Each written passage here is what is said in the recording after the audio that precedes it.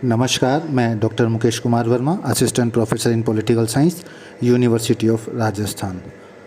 आज के इस वीडियो में हम डिस्कशन करेंगे प्लेटोज थियरी ऑफ एजुकेशन अर्थात प्लेटो के शिक्षा सिद्धांत पर। देखिए, प्लेटो अपने आदर्श राज्य में शिक्षा को बहुत अधिक महत्व देता था और यही कारण था कि प्लेटो ने शिक्षा का एक सिद्धांत प्रतिपादित किया। प्लेटो का मानना था कि शिक्षा के द्वारा ही नागरिकों में वे प्रवृत्तियां जागृत की जा सकती है जो राज्य के सद्गुणी जीवन के लिए बेहद जरूरी और बेहद आवश्यक होती है। और प्लेटो यह भी मानता था कि शिक्षा के द्वारा ही नागरिक समाज में एक अच्छा और उचित स्थान प्राप्त कर सकता है। अब यदि हम प्लेटो के शिक्षा सिद्धांत की बात करें तो हम देखेंगे कि प्लेटो अपनी शिक्षा योजना को प्रतिपादित करने से पहले प्लेटो ने तत्कालीन समय में प्रचलित शिक्षण पद्धतियों का अध्ययन किया, विवेचन किया और उनका विश्लेषण किया। और हम देखते हैं कि प्लेटो के समय में प्रमुख रूप से दो प्रकार की शिक्षण पद्धतियाँ प्रचलित थी। एक एथेंस की शिक्षा पद्धति और दूसरी थी स्पार्टा की शिक्षा पद्धति। इन दोनों ही शिक्षण पद्धतियों के अपने अपने गुण और अपने अपने दोष थे, परंतु हम देखते हैं कि प्लेटो ने दोनों शिक्षण प्रणालियों के गुणों को समन्वित करके दोनों के दोषों को मिटाकर अपनी एक नवीन शिक्षा प्रणाली की योजना को साकार रूप देने का प्रयास किया। इसलिए ज़रूरी है कि प्लेटो के शिक्षा सिद्धांत को समझने से पहले हम तत्कालीन समय में प्रचलित एथेंस और स्पार्टा की शिक्षा पद्धति और शिक्षा योजना को समझें। तो सबसे पहले हम बात करेंगे एथेंस की शिक्षा योजना के बारे में। एथेंस में शिक्षा योजना की यदि हम बात करें तो हम देखते हैं कि एथेंस में जो शिक्षा थी या शिक्षा की जो पद्धति थी या शिक्षा जो योजना थी वो परिवार का निजी कार्य समझा जाता था, राज्य का नहीं। हम देखेंगे कि रोमन साम्राज्य के समय यहाँ पर राज्य की ओर से कोई स्कूल भी नहीं थे और ये माता पिता का ही कर्तव्य था कि वह अपने बच्चों की शिक्षा का प्रबंध करें। और हम देखेंगे कि एथेंस की शिक्षा योजना के पाठ्यक्रम के बारे में तो वहाँ का शिक्षा पाठ्यक्रम 3 अवस्थाओं में विभाजित किया हुआ था: प्राथमिक शिक्षा, माध्यमिक शिक्षा और उच्च शिक्षा के माध्यम से। प्राथमिक शिक्षा में हम देखते हैं कि इसमें बालकों को पढ़ना, लिखना और प्राचीन कवियों के साहित्यों का अध्ययन करवाया जाता था और साहित्य के अध्ययन के माध्यम से विद्यार्थियों को नीतिशास्त्र और धर्मशास्त्र की शिक्षा प्रदान की जाती थी। और यदि माध्यमिक शिक्षा की बात करें तो हम देखते हैं कि ये शिक्षा धन देकर सोफिस्टों से प्राप्त की जाती थी और सोफिस्ट अलंकार शास्त्र, भाषण कला, राजनीति आदि पर व्याख्यान देते थे और अपने विद्यार्थियों को शिक्षा प्रदान करते थे। और यदि हम उच्च शिक्षा की बात करें तो हम देखते हैं कि इसमें एथेंस के युवक और एथेंस के नागरिक सैनिक शिक्षा ग्रहण किया करते थे। परंतु हम देखते हैं कि एथेंस की शिक्षा प्रणाली का सबसे बड़ा दोष ये था कि शिक्षा देना राज्य की नहीं अपितु परिवार की जिम्मेदारी समझी जाती थी और माता पिता द्वारा दी जाने वाली शिक्षा राज्य की आवश्यकताओं और उसकी प्रकृति के प्रतिकूल भी हो सकती थी। और इसीलिए प्लेटो एथेंस की शिक्षा योजना की आलोचना किया करते थे और उनका मानना था कि शिक्षा राज्य के द्वारा दी जानी चाहिए और शिक्षा का उद्देश्य उत्तम नागरिक बनाना होना चाहिए ताकि युवक और नागरिक अच्छी शिक्षा प्राप्त करके योग्य, ज्ञानी शासक तथा दार्शनिक राजा बन सकें। अब यदि हम स्पार्टा की शिक्षा योजना की बात करें तो हम देखते हैं कि इस नगर राज्य में राज्य की ओर से कोई कठोर प्रशिक्षण की व्यवस्था प्रचलित थी और शिक्षा में परिवार की कोई भूमिका नहीं हुआ करती थी और 7 वर्ष के बालक को राज्य को ही सौंप दिया जाता था। और स्पार्टा की रक्षा के लिए एथेंस की शिक्षा योजना में सैनिक शिक्षा पर विशेष बल दिया जाता था। और साथ ही हम देखते हैं कि स्पार्टा की शिक्षा योजना में स्त्रियों के लिए भी शिक्षा अनिवार्य थी। परंतु प्लेटो स्पार्टा की शिक्षा योजना की भी आलोचना किया करते थे।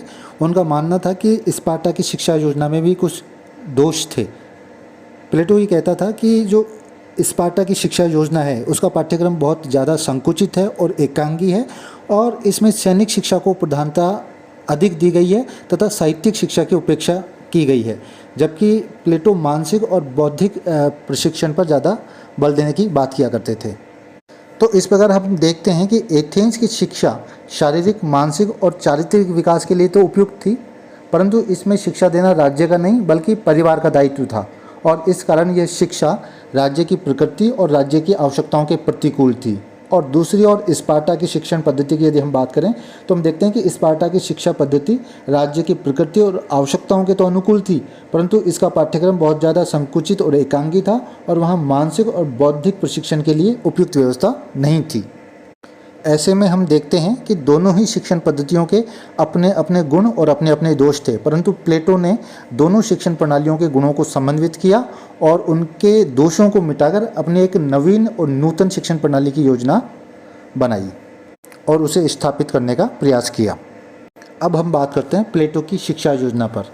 तो हम देखेंगे प्लेटो ने एथेंस और स्पार्टा की शिक्षण पद्धतियों की कमियों को दूर करते हुए एक नवीन शिक्षा योजना की रूपरेखा प्रस्तुत की, जिसमें शिक्षा राज्य द्वारा नियंत्रित होने के साथ साथ व्यक्ति के व्यक्तित्व का संपूर्ण विकास को महत्व देती है, चाहे शारीरिक विकास हो, चाहे मानसिक विकास हो या बौद्धिक विकास हो। प्लेटो अपनी शिक्षा योजना को दो भागों में विभाजित करते हैं, प्रारंभिक शिक्षा और उच्च शिक्षा। प्लेटो की प्रारंभिक शिक्षा हम देखते हैं 6 से 20 वर्ष तक के विद्यार्थियों के लिए है। प्लेटो इसमें 6 से 14 वर्ष तक के विद्यार्थियों के लिए नैतिक शिक्षा और धार्मिक शिक्षा की बात करते हैं, जबकि 14 से 18 वर्ष तक के विद्यार्थियों के लिए व्यायाम और संगीत की शिक्षा की बात करते हैं, जबकि 18 से 20 वर्ष तक के विद्यार्थियों के लिए प्लेटो सैनिक शिक्षा की बात करते हैं। अर्थात प्लेटो का मानना है कि 6 से 14 वर्ष तक के बच्चों के लिए धार्मिक और नैतिक शिक्षा दी जानी चाहिए। धार्मिक शिक्षा में देवी देवताओं के प्रति सम्मान का भाव सिखाया जाना चाहिए, तो वहीं नैतिक शिक्षा के अंतर्गत बड़ों के प्रति आदर, सम्मान तथा सत्य और सद्गुणों के प्रति अनुराग का भाव सिखाया जाना चाहिए।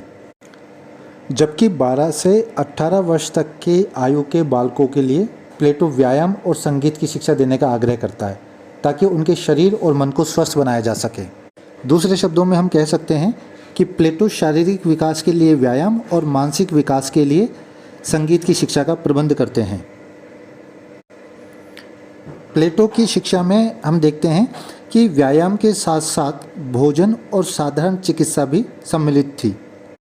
अर्थात प्लेटो का मानना था कि युवकों को चिकित्सा का इतना ज्ञान तो अवश्य होना चाहिए कि बिना चिकित्सक की सहायता के भी वे स्वस्थ जीवन यापन कर सकें। जबकि हम देखते हैं प्लेटो ने संगीत के अंतर्गत कविता, साहित्य, नृत्य और वाद को भी स्थान दिया है। प्लेटो के अनुसार संगीत का प्रभाव प्रत्यक्ष और अप्रत्यक्ष रूप से पड़ता है, परंतु प्लेटो ऐसे साहित्य का विरोध किया करते थे जिसका व्यक्ति के चरित्र पर बुरा प्रभाव पड़ता हो। जबकि आगे हम देखते हैं कि 18 से 20 वर्ष की आयु तक के विद्यार्थियों के लिए प्लेटो अपनी शिक्षा योजना में सैनिक शिक्षा की बात करते हैं, ताकि उनमें साहस, आत्मनियंत्रण और अनुशासन जैसी प्रवृत्तियां बढ़ाई जा सके।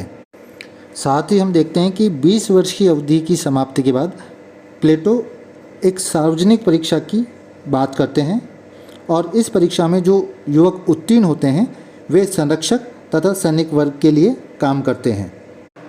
अर्थात हम देखते हैं कि प्लेटो द्वारा प्रबंध की गई इस परीक्षा से ये मालूम हो जाता था कि किन किन व्यक्तियों में ज्ञान तत्व, मान तत्व और वासना तत्व में से कौन सा तत्व प्रमुखता के साथ है। और दूसरे शब्दों में यदि हम कहें तो हम कह सकते हैं कि इस परीक्षा के माध्यम से ये पता लग जाता था कि कौन व्यक्ति अब उच्च शिक्षा ग्रहण कर सकेगा।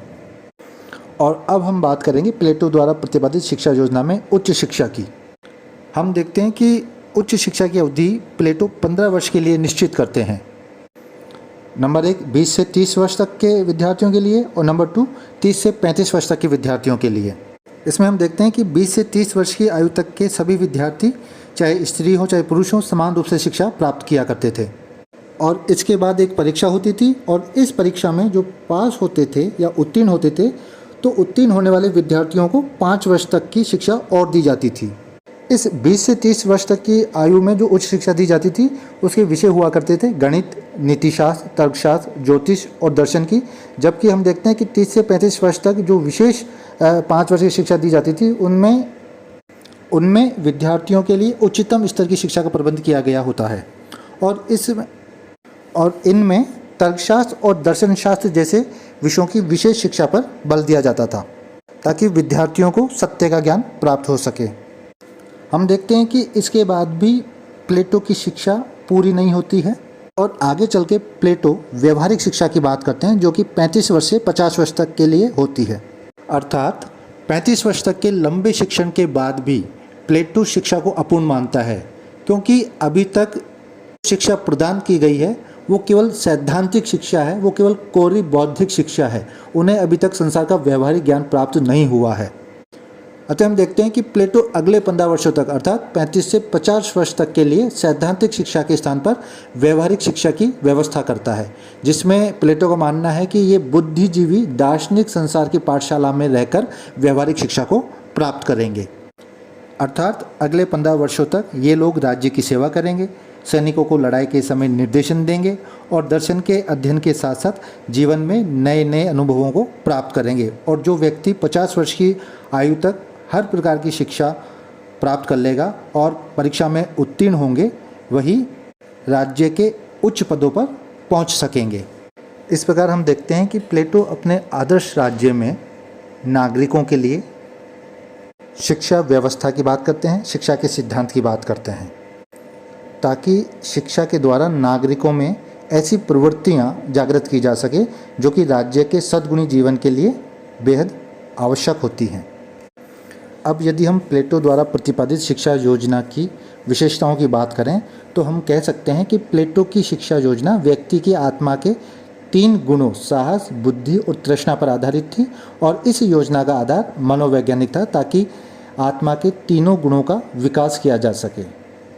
साथ ही हम देखते हैं कि इस योजना में शारीरिक, मानसिक और आध्यात्मिक सभी प्रकार की शिक्षण पद्धति की या शिक्षण के विकास की बात की गई है और उसे महत्व दिया गया है। इस प्रकार प्लेटो की जो शिक्षण पद्धति है वो एथेंस और स्पार्टा की तरह एकांगी एवं संकुचित नहीं है। इसी प्रकार हम देखते हैं कि प्लेटो की शिक्षा का उद्देश्य मनुष्य को बाहरी ज्ञान से लादना नहीं है, बल्कि शिक्षा के माध्यम से एक ऐसे वातावरण तैयार करना है जिसमें व्यक्ति की आत्मा उन बातों को ग्रहण कर सके जो आत्मा के तीनों तत्वों को विकसित करे।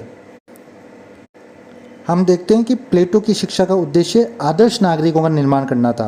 अर्थात प्लेटो अपनी शिक्षण पद्धति और शिक्षा योजना के माध्यम से ऐसे नागरिकों को तैयार करना चाहता था जिनको आध्यात्मिक और नैतिक सिद्धांतों का पूर्ण ज्ञान हो और जिससे व्यक्ति और राज्य में सामंजस्य स्थापित हो सके। प्लेटो का मानना था कि शिक्षा जीवन का एक क्रम है, इसलिए शिक्षा व्यक्ति के कुछ वर्षों तक सीमित न होकर जीवन पर्यंत होनी चाहिए। और यही कारण था कि प्लेटो 50 वर्ष तक शिक्षण पद्धति की बात करते हैं। साथ ही हम देखते हैं कि प्लेटो ने स्त्री और पुरुष दोनों के लिए समान शिक्षा की व्यवस्था की है। और हम देखते हैं कि प्लेटो ने शिक्षा को अधिक रुचिकर और सरल बनाने के लिए उसने संगीत और व्यायाम को भी स्थान दिया है।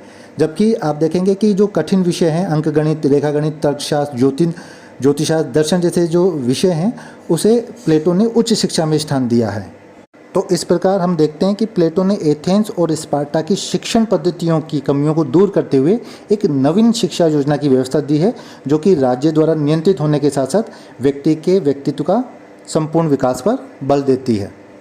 अब यदि हम प्लेटो की शिक्षा व्यवस्था की आलोचनाओं की बात करें तो हम देखते हैं कि प्लेटो की शिक्षा संपूर्ण नगर निवासियों के लिए नहीं है। प्लेटो ने अपनी शिक्षा योजना संरक्षकों और शासकों के लिए बनाई है और राज्य के तीसरे वर्ग, जिसमें कृषक, मजदूर, कारीगर, व्यवसाय आदि आते हैं, इन पर और इनकी शिक्षा पर प्लेटो ने बहुत कम ध्यान दिया है। इसी प्रकार हम देखते हैं कि प्लेटो की शिक्षा में जितना अधिक बल सैद्धांतिक पक्ष पर दिया गया है, उतना अधिक बल व्यवहारिक पक्ष पर नहीं दिया गया है और इस कारण शिक्षा पूर्ण रूप से लाभकारी भी नहीं होती है। प्लेटो की शिक्षा की एक कमी यह भी है कि इसमें व्यक्ति के हितों को राज्य के हितों के लिए बलिदान कर दिया गया है। साथ ही हम देखते हैं कि प्लेटो की शिक्षा की अवधि बहुत अधिक लंबी है। 50 वर्ष की आयु तक चलने वाली शिक्षा में अधिक समय लगने के साथ साथ अधिक धन भी व्यय होगा और साथ ही हम देखते हैं कि 50 वर्ष तक शिक्षा ग्रहण करने से व्यक्तियों में उत्साह, साहस और धैर्य का भी अंत हो सकता है। साथ ही हम ये भी देखते हैं कि प्लेटो ने शिक्षा को राज्य के नियंत्रण में रखा है और प्लेटो की शिक्षा का उद्देश्य व्यक्ति को व्यावहारिक नागरिक बनाने की अपेक्षा एक अच्छा और दार्शनिक राजा बनाने का प्रतीत होता है। इस प्रकार हम देखते हैं कि प्लेटो की शिक्षण पद्धति में कुछ कमियां भी है, जिसके आधार पर इसकी आलोचना की जाती है। निष्कर्ष रूप में हम कह सकते हैं कि प्लेटो द्वारा प्रतिपादित शिक्षण पद्धति में भले ही कुछ कमियां रह गई हो जिसके आधार पर उसकी आलोचना की जाती है, परंतु यदि हम तात्कालिक परिस्थितियों और तात्कालिक मांगों आवश्यकताओं के अनुरूप देखें तो निश्चित ही प्लेटो की शिक्षण पद्धति बेहतर शिक्षण पद्धति है जो एक व्यक्ति और राज्य दोनों की आवश्यकताओं को पूरा करती है। इन्हीं शब्दों के साथ धन्यवाद। अगले टॉपिक के साथ फिर मिलेंगे, तब तक के लिए नमस्कार।